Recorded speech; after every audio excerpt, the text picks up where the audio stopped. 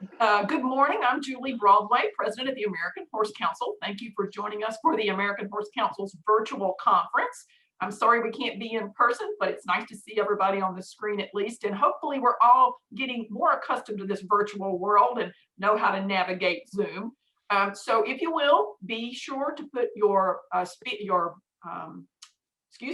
put yourself on mute so that we don't have a whole lot of background noise. You can unmute yourself when you need to speak up, but you can also put questions in the chat box along the bottom.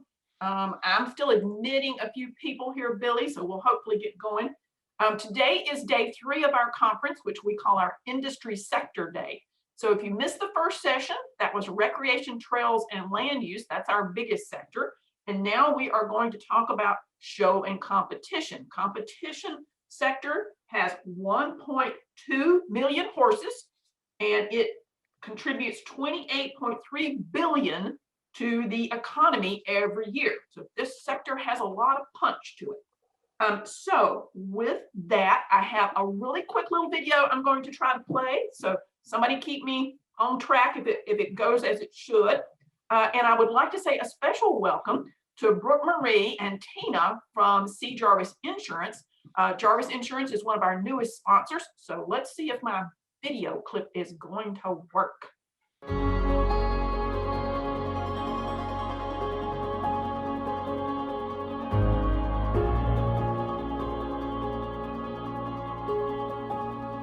Ask yourself a question. What would I love?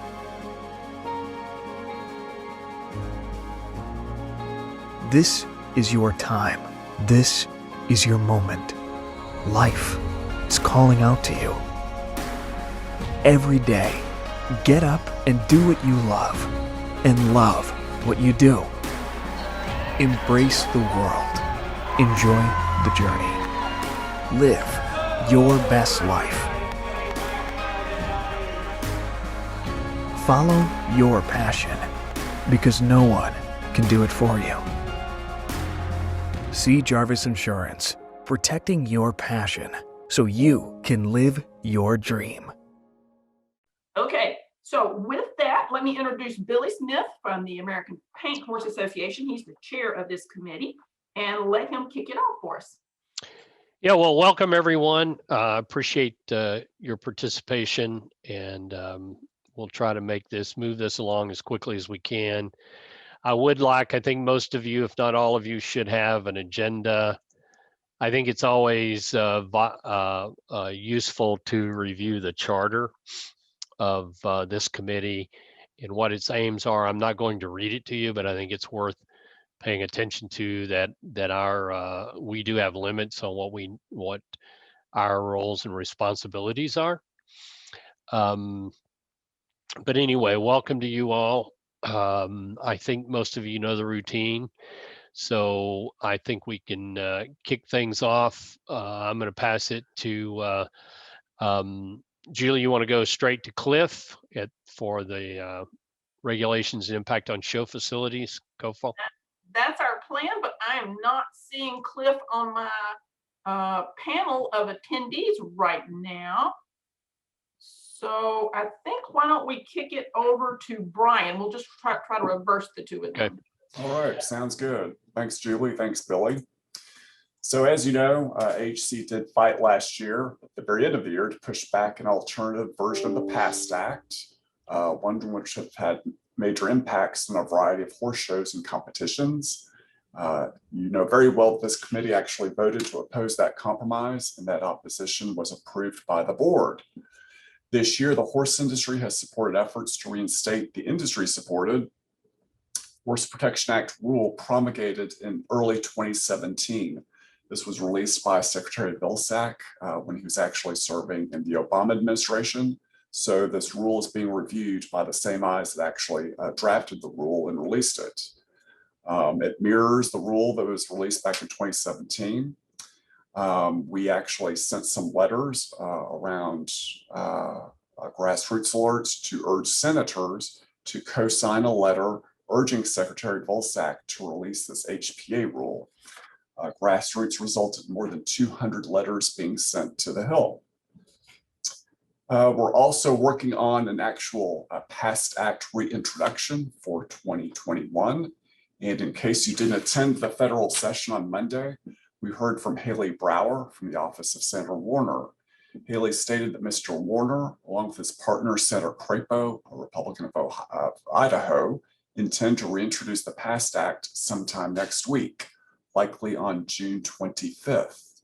Warner staff did state that the text of this bill is identical to the text introduced last year. So that is something that we have supported. We have a track record on that. There is activity on the House side with respect to the PAST Act, but they are not moving as quickly as the Senate side. So we can predict with all confidence that the Senate bill will drop before the House bill does. When those bills do drop, we will keep all of the membership informed about next steps. So with that, Julie, I'm glad to take any questions or comments on the PAST Act or horse protection. So I hope you guys will be sure and take advantage of Brian's knowledge about this. He's been intimately involved with both the discussion about the Horse Protection Act and the Prevent All Soaring Tactics Act. You may recall that at the end of last year, we had a group that tried to put forward a compromise bill for the PAST Act, and that did not go anywhere. But we are anticipating that this year we may see another attempt to sort of take the PAST Act and tweak it a little bit. We've got a really strong coalition supporting the version of the PAST Act that we introduced along with some other congressional members. And so if there is any kind of compromise or tweaking that goes on, of course, we'll be coming back to you guys for comments and questions. But anybody got questions for Brian? Glad to take them. We'll definitely be doing grassroots on this, as we always do. Yep. Okay, Billy, I see Cliff has joined us, so we'll circle back to him now. All right, Cliff, let's see your bearded face. Julie asked me to introduce again the situation regarding CAFA regulations. Since our last meeting, the American Horse Council has continued to be involved in the situation going on in California regarding equine facilities being targeted by environmental groups, asking for changes to be made for local facilities to abide by environmental regulations that are intended to be utilized and leveraged against large-scale livestock facilities. As we all know, horse facilities are managed differently than cattle, poultry, swine operations. And more specifically for this discussion, animal waste is handled differently. That has not been taken into account. Instead, these facilities are being pressured or forced into adopting expensive infrastructure changes that are leading towards these facilities to either scaling down their operations or closing shop altogether. In December 2020, we saw Del Mar Horse Park, which is very well known for their racetrack, but they also have show event space available and a boarding facility. And that boarding facility, upon being pressured by these environmental groups, decided to close down and cease operations altogether. That event space is still available for use, I believe, when rented, but without the boarding facility, they don't have the same management staff available. So I don't even know if renting that space is an option. But most significantly, it will be no housing of horses at that horse park moving forward.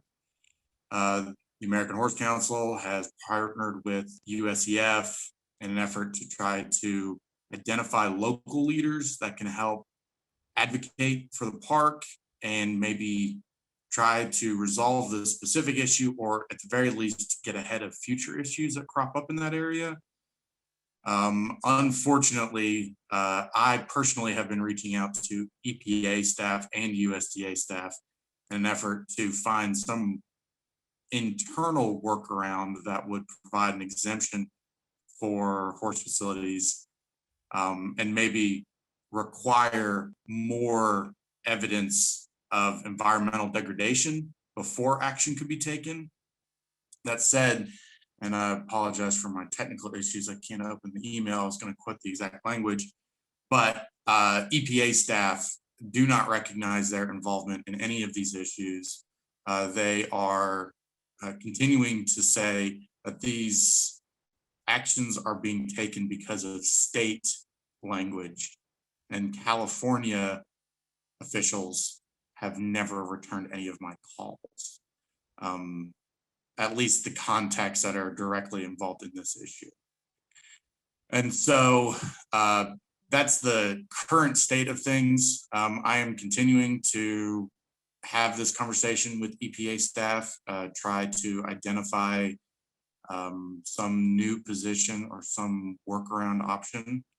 But unfortunately, we have not identified anything yet. Also, just as a note, we have not seen this move east from Southern California. We haven't seen it move north in California yet, and we have not seen it move east from California. But I have been working with some of my state contacts and peers to keep them aware of this issue. And we are seeing some states that already have problematic water regulations in place at the state level, trying to build up their cases in case the specific organization moves into their state.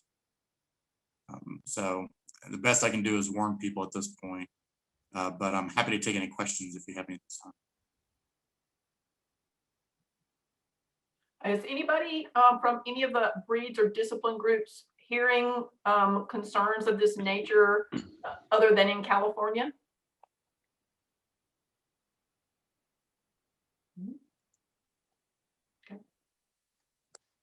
Julie, this is Kelly. I know they just had the Region 1 Arabian show at the Del Mar Fairgrounds. So they're still hosting horse shows. But like Cliff said, I'm not sure about the boarding and all that any longer. There are allowed to be horses on the grounds for less than 45 days before they would qualify as a CAFO. But they are, that 45-day mark is tough to measure and would likely get used against them. So I can't imagine they would take the risk and start boarding horses there, even for event reasons. Yeah. So Cliff, and that, just out of curiosity, in those cases, let's say Del Mar decides, okay, we've got to give this up, then shows like that Arabian show are going to have to relocate. Is that what you correct and have already started to relocate? Ironically, a facility that was targeted first by this group in San Juan Capistrano, the shows that were supposed to take place there got moved to Del Mar for a couple of years. And now they have, some of those shows are breaking themselves in half and relocating back to the original San Juan Capistrano facility, and then a neighboring facility to try to accommodate the scale of their operation. I can't speak to those events specifically. I haven't followed up to make sure they've actually gone through with it all, but those were the planning suggestions that had been made. Okay. Anybody else comments on the CAFO question? Okay, Billy, if not, I thought we would just take a minute under old business to talk about COVID protocols. We talked about this at length at our last meeting, sort of what kind of ease of restrictions, how people were getting back, sort of what's going on. And if the group would like to, we can have that conversation again. My sense is that things are starting to open up. I'm hearing really strong reports about the number of exhibitors at shows, but I haven't heard a whole lot about how spectators are being handled or any specific requirements. Like, are you temperature testing people? Are they having to show a vaccination card? Are they still social distancing in the stands? So anybody want to share? Well, largely in in Texas, there are no restrictions. We sort of take the position if you're wearing a cowboy hat, you really can't get COVID.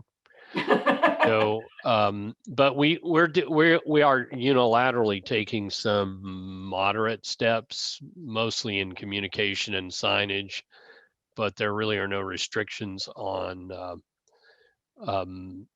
spectators, and we've strategically continued to position hand sanitizing units and things like that, which I expect we will continue for foreseeable future. But in terms of governmental regulations, very little. Anybody else had any experience you want to share? Dr. Schumacher, you're on here. What's USCF position right now? Well, thanks, Julie. I want to say that just recently we revamped our COVID protocols. We had relatively, I don't want to say stringent, but starting last year, we had initiated a number of protocols for the competitions. Initially, I think it was a little rough, but I think generally everything was well received and was helpful. But as the new mandates have come out, or I should say expired, we've been rolling back along with those, and it's really our seasons are actually really jumping up right now. So don't seem to have any issues, knock on wood, right now that I'm aware of. But the COVID practice is not something I was intimately involved with as far as the recommendations to our competitors. But I think everyone's excited about not having to wear masks anymore. Everyone recognizes it, people now. So, but it's going well. Okay, good. Anybody else out there? Okay, good. Well, I guess, Billy, that's all I really had for that particular topic. Great. Then let's move on to our discussion about liability insurance and exclusions. Julie, do you want to reintroduce our guests? I sure will. And I'm delighted to have Brooke Marie Jarvis and Tina Daddario with us from Jarvis Insurance. So when I polled this committee and asked for topics that you guys would like to hear about, the conversation around liability and exclusions came up. And so I reached out to Jarvis Insurance and said, can you guys come on and talk a little bit about that? I think they're going to talk a little bit about D&O too, and address any questions anybody might have.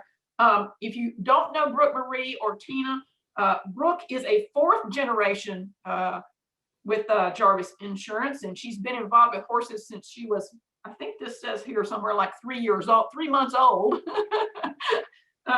And she has been intimately involved, of course, with the insurance component of their family business. Tina has been with them for a number of years, and she is the manager of their farm, ranch, and liability department. So with that, I'll turn it over to them. All right. Good afternoon, everyone. Good afternoon. I'm Brooke Marie, and this is Tina, and we're happy to be here today. So basically, I know we received some questions regarding some specifics on D&O coverage, and I'll let Tina let you know a little bit more about the D&O coverage and what that exactly covers. This is a coverage that's specifically for those clubs that or horse show organizations that do put on these events. So you want to tell them about that? Sure. So D&O coverage is really an important coverage for any nonprofit. Nonprofit directors and officers helps cover defense costs, settlements, judgments arising out of lawsuits regarding wrongful acts and allegations brought against the organization. It gives the board, encouragement to know that their well-intended decisions will be covered possibly. Of course, depending on the situation. It's designed to protect the organization and the board for past, present, future directors and officers. So, when you're on a board, you don't want your your own personal assets to come into play. So you really want possibly to have this coverage.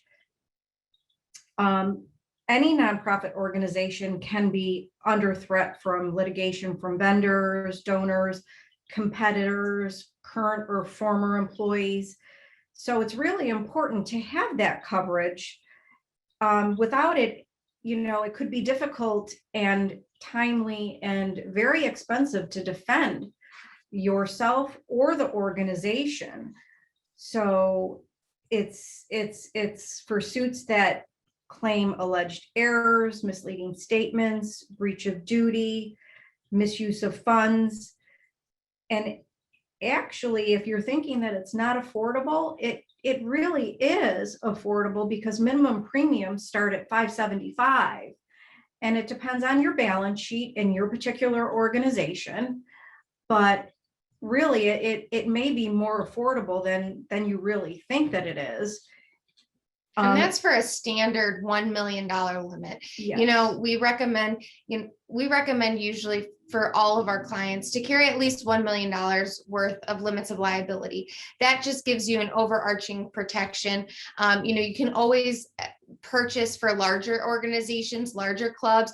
You can always purchase an excess policy or an umbrella policy, depending upon what company you're placed with.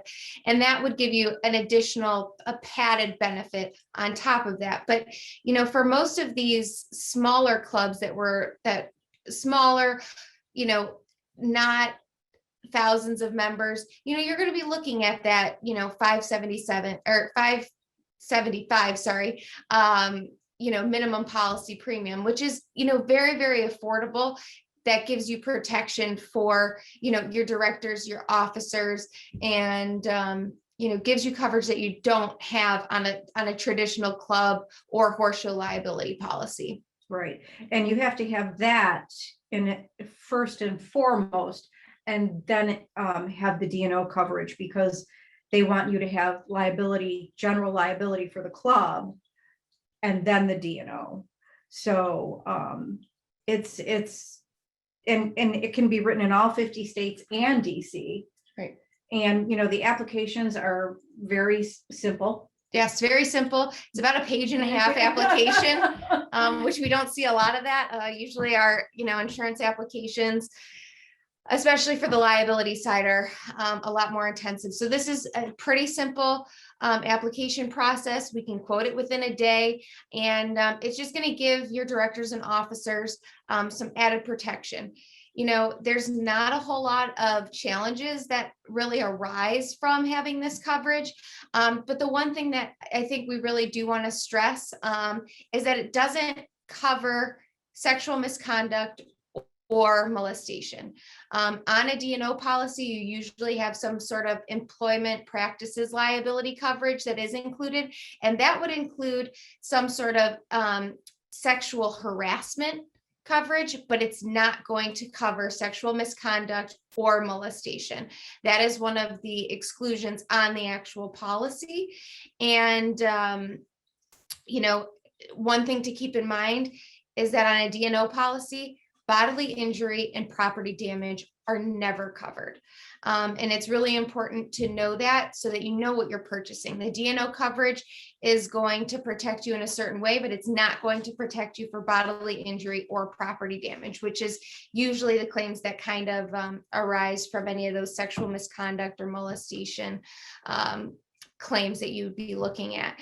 And we'll kind of go into what coverage you can purchase to protect you for those types of claims, but they would not actually be covered on your D&O. Do you guys have any questions on that D&O? We can kind of go through coverage limits and exclusions, but that's kind of just a quick synopsis of the actual D&O coverage. So Brooke Marie, tell me just a minute, because I think the person that had inquired about this topic was also interested in how Safe Sport fit into this. So if a competition is requiring all of its exhibitors to undergo Safe Sport training, is that a factor in coverage or not?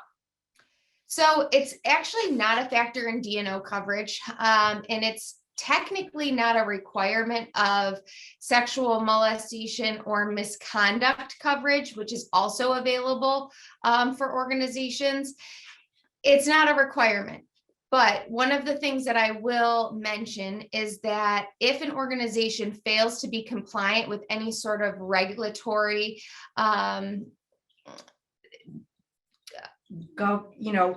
regulations from the government and such. thank you. Yes. Any sort of regulatory requirements required by the government, you would forfeit your coverage, and coverage would be considered null and void. So this is where things get a little bit murky if the organization does not follow those requirements or those protocols that are put in place by the government. You have two things that happen. One, you are forfeiting your coverage for sexual molestation and not harassment, sexual molestation or misconduct. You would forfeit your coverage. That's one. Second, then you open up yourself to state and federal lawsuits that would be placed against you. So, the one thing that I think is really, really important is that all of the organizations that might not take, they might not be going along with Safe Sport, they need to have some sort of education and some sort of response mechanism to any sort of molestation or misconduct claims. Safe Sport has been designed so that it does require members. I know I'm a USCF member. I actually just recently renewed my Safe Sport designation, or I redid my classes. You need to have some sort of protection for a club, for your horse shows, if you are not already engaged in a safe sport. Because if you're not, then you open yourself up to one of denial of your claim based on your sexual misconduct and molestation coverage. And second, then you open up a whole new can of worms as it relates to, the government and their regulations that are in place. And I think one thing that, needs to be mentioned here is, an organization can purchase this sexual molestation coverage. It's not cheap. It's not as nearly as affordable as, say, the D&O coverage. You're looking at a minimum policy premium of $5,000, and that's just based off of minimums. So if you're a larger organization, that policy premium most likely will increase. And one of the things to think about is $5,000 is a lot of money. You think about that, and my eyes got wide when I heard that figure as well. The one thing that I would mention is that if you are an LLC or an LLP, if your organization is functioning as one of those two entities, the members are included as insureds in those policies. So that makes it a little bit different than your traditional D&O policy, because your members are included in these sexual molestation and sexual misconduct policies. We would venture to say you could disperse that cost of $5,000 between your membership. So that would likely look like increasing your membership dues so that you could include this coverage. And then that coverage would also afford your members some sort of coverage as well, and not just the organization itself. Thanks, Brooke Marie. That, I think what I understood the person who submitted this topic to say is that some of the horse shows have been going out to get coverage. And upon learning that that was an exclusion, then their eyes rolled back in their heads when they saw the price of purchasing that additional coverage. So again, I think your point's well taken, is if they have undergone some kind of training and they had some kind of response mechanism, that goes a long ways in helping to ensure that they've done their due diligence and they're going to be covered. Absolutely. Well, so it's going to not be covered on your D&O coverage, but if you do take that precaution and you do purchase that, that additional coverage just for the sexual acts, I hate to say it in any other terms, but we really need your club and your members really need to practice common sense. You know, you really don't want to put yourself in a position where somebody could make that accusation against you. Because you don't want to subject yourself, your organization, or any other members to, you know, into legal trauma. I mean, you really, that's just the bottom line. I wish that you could purchase insurance coverage for everything, because I would be doing really, really well if you could. But there comes a point where, you know, you kind of have to draw the line where, you know, if you can't afford and your members don't want to increase their membership dues to afford that $5,000 coverage, then you have to, you know, you have to take a step back. And, you know, unfortunately, not everything's insurable. This is insurable, but it comes at a hefty price. And so you kind of have to weigh those options. But if, regardless of whether you have the sexual molestation coverage or not, I think it's really important for organizations that don't participate in safe sport, they educate their membership on all of the avenues where you open up yourself to regulation.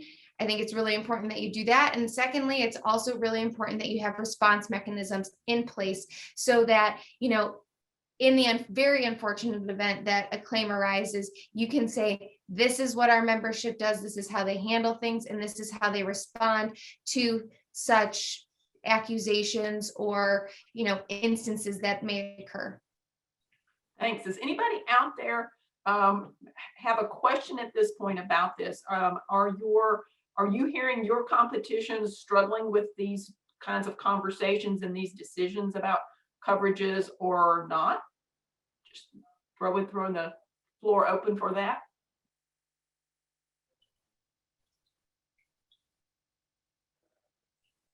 Anybody? Okay. Anything else, Brooke, Marie, or Tina, you want to share with us? You know, I don't really think so. You know, if you do have questions and you're just acting shy, what I will do is I will put in the chat Tina and I's contact information. Feel free to reach out to us regarding any questions that you may have regarding your club policy liability, your D&O coverage. And if you have any questions about the, you know, sexual misconduct and molestation coverage, we can send you some sample wording. We can talk you through it, just so that everybody's on the same page. You know, we love the American Horse Council, and if we can be of any sort of assistance or a resource for you guys, we're more than happy to do so. Thank you. That was great. This is a great segue into the second topic. So hang around, guys, and hear this conversation. So the second question that was posed by the group was, how are amateur sports organizations complying with the requirements for the Protect Young Victims from Sexual Abuse and Safe Sport Authorization Act? Is there anybody out there? Billy, I'll pick on you a little bit. What's the American Paint Horse doing in this regard? Well, COVID kind of set us back a little bit, but we have a two-pronged approach, which we'll be developing and either getting out sometime before the end of the year or beginning early next year. But we've developed some communication for our show managers that goes through the sort of the what I would call the 5 important points of safe sport identification, reporting, et cetera, et cetera. And we're in the process of doing a video, kind of a webinar that we're developing through our legal counsel that we can push out to our show management.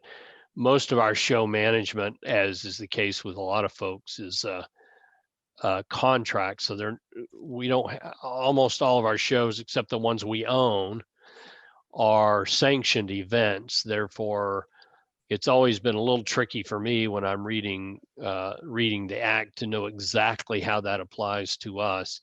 But we're taking the approach of trying to educate our show managers about their responsibilities and reminding them of kind of those 5 important points that are addressed in the safe sport act. Thanks, Billy. I'm going to pick on Kristen next. Kristen, on the racing side, you guys have a lot of great youth programs, that kind of thing. Are you guys doing anything in regards to this? Julie, not that I'm aware of. The one I don't know if she's on, but I wonder if the Harness Horse Youth Foundation was doing anything with their programs, but I'm not aware of flat racing. Okay, that's good to know. I'll reach out to Ellen. I don't think she's on. Are you out there, Ellen? I don't see her name. So I'll see what she's got to say. Ward, you're sitting in for Justin today for AQHA. What kind of efforts have you guys got underway?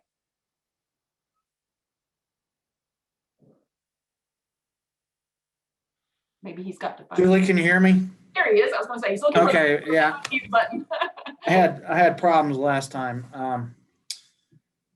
At this point in time, Julie, I would have to reach out to Justin, our show department, to find out what's going on.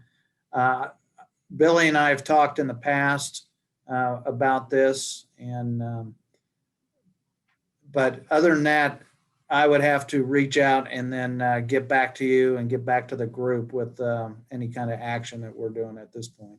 Okay, just thought I'd throw the question out there. Anybody else in the group that wants to chime in and tell us what are kind of initiatives you have in this regard?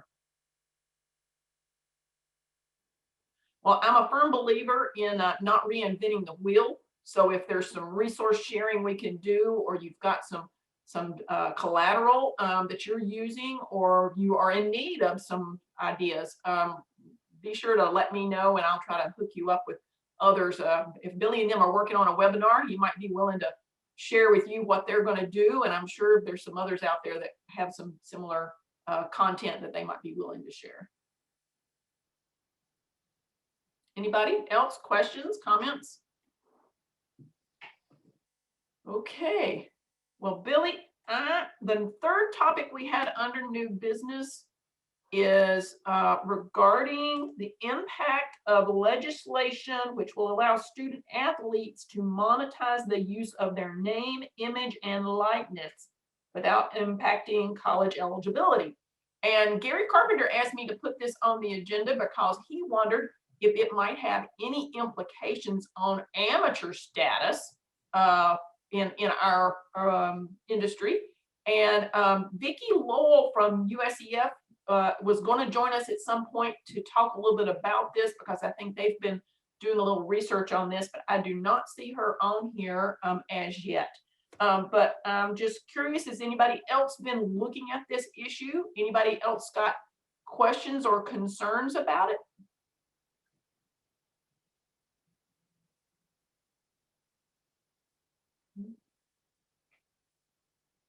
A quiet group today. Okay,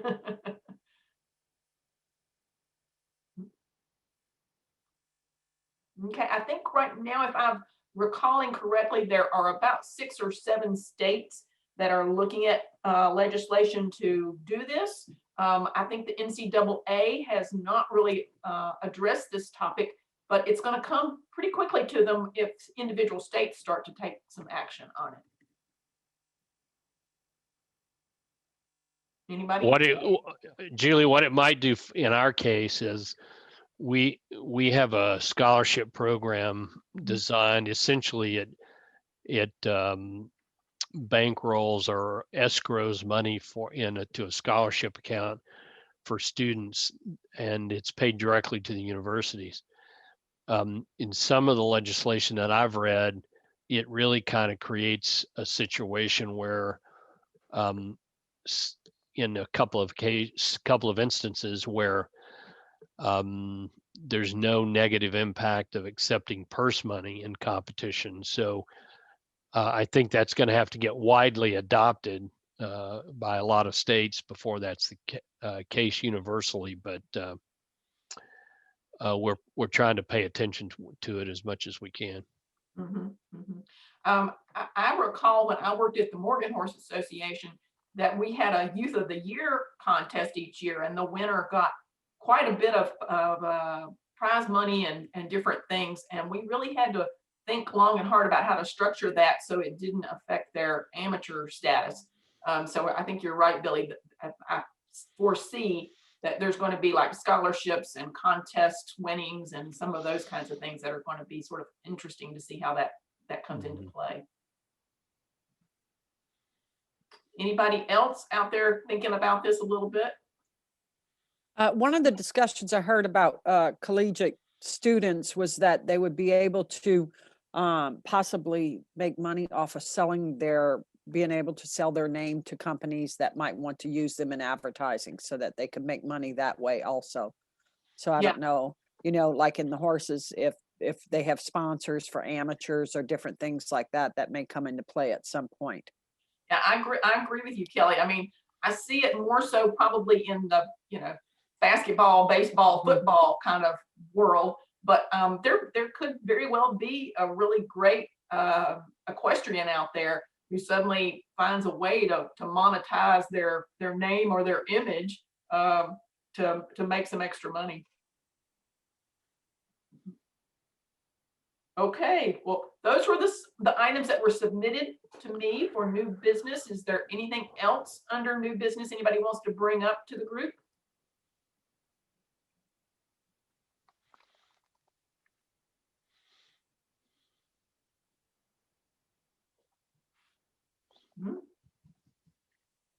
Well, Billy, I would say then that we would be ready to go into closed session.